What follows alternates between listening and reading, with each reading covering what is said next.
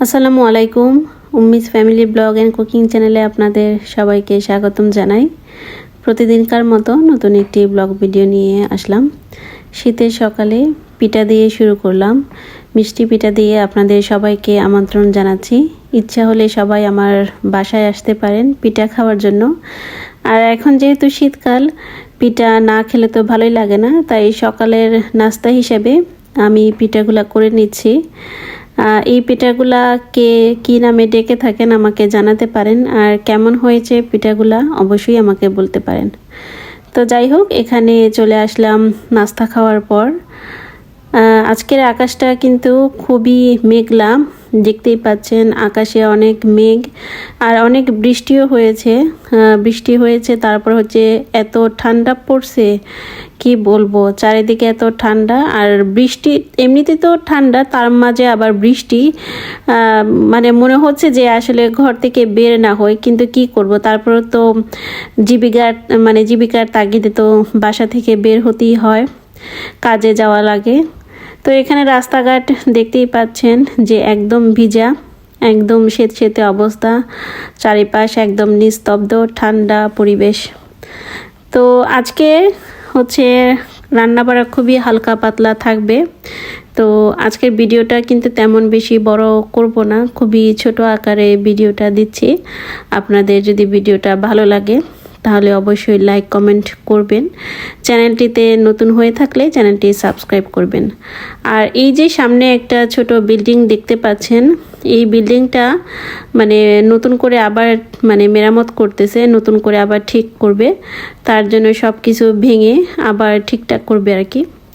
আকাশের অবস্থা দেখুন, খুবই একদম কালো, আর পরিবেশটাও একদম ঠান্ডা। তো অনেকক্ষণ বাইরে ছিলাম, এখন রান্নাবান্না করতে চলে যাব। এখানে আজকে ডাল বসাবো, হাতে মেখে আজকে ডাল রান্না করব।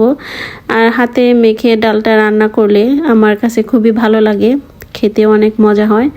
আজকে যেহেতু অনেক ঠান্ডাই পড়ছে, তো ভাবলাম এত কিছু রান্না না করে হালকা পাতলা কিছু খাবার রান্না করি, যেটা খেলে ভালো লাগবে।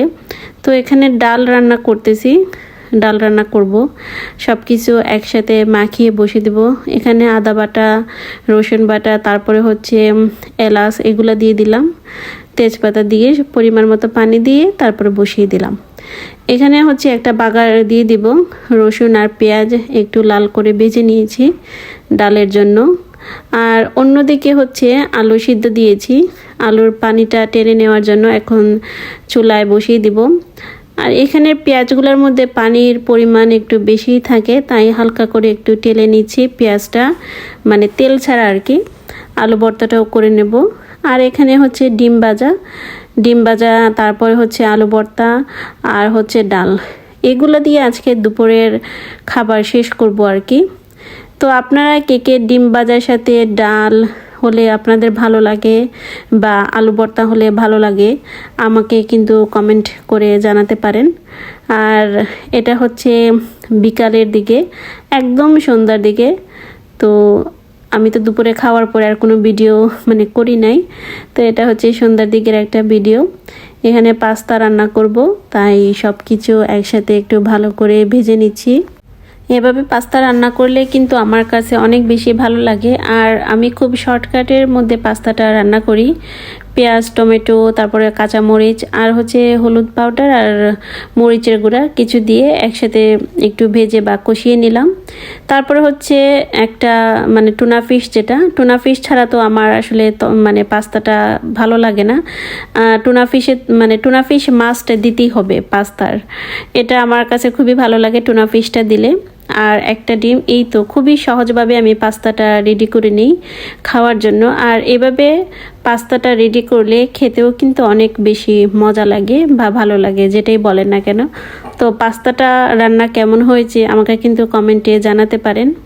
তো ভিডিওর প্রায় শেষ পর্যায়ে চলে এসেছি। সকল আপু এবং ভাইয়াদের উদ্দেশ্যে আবারও বলতেছি, আমার ভিডিওটা ফুল ওয়াচ করে ভিডিওটা দেখবেন। আর লাইক কমেন্ট তো অবশ্যই করবেন। অনেকেই কমেন্ট করেন বাট লাইক দিতে মনে হয় ভুলে যান, তো তাদের সবার উদ্দেশ্যে আবারও বলতেছি লাইকটা দিবেন।